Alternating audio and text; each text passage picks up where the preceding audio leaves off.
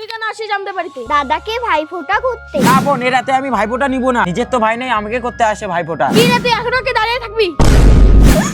আর দুদিন গেলে একটা নতুন প্রজেক্ট শুরু করতে হবে। আরে কি হয়েছে তো, কেন কান্না করতেছিস? বাবা আমাকে একটা ভাই এনে দাও, নয়তো মা এনে দাও। ভাই আর মা চাইলে কি পাওয়া যায়? এনে না দিলে আমি ভাতই খাবো না। হ্যাঁ দাদা, ঠিকই তো বলেছে, এত বড় বাড়িতে মা ছাড়া তো অসম্পূর্ণই। কিন্তু বিয়েটা? ও তুমি চিন্তা করো না, কে এটা? আমার দিদি তোমার মতো একটা লাইফ পার্টনার খুঁজতেছে। করবে কি আমাকে বিয়ে?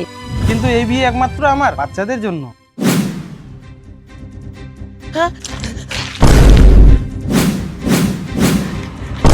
আরে কে তুমি? এটা আমার মা। মা, আমাকে ছেড়ে যেও না মা। আরে যাবি তুই আমার সাথে?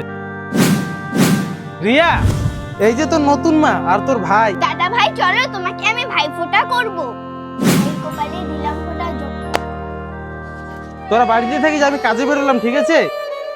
মা, এগুলো কিন্তু আমাকে ভালো লাগে না। কে বলেছিস? হ্যাঁ আর তুই? হ্যাঁ, বাড়িতে আর খেয়ে দে কোনো কাজ নেই? এখন তো তোর বাবা নেই, সমস্ত কাজ তোকেই করতে হবে। এই নে ঝাঁটাটা ঝাঁট দে। জানি না বাবা আমাকে মা এনে দিল নাকি কষ্ট। এভাবেই কিছুদিন কেটে গেল। কবে তো শুরু, আরো কত কিছু দেখতে পারবি। দিদি আস্তে আস্তে এই সম্পত্তিটা নিজের হাতের মুঠোয় নিতে হবে।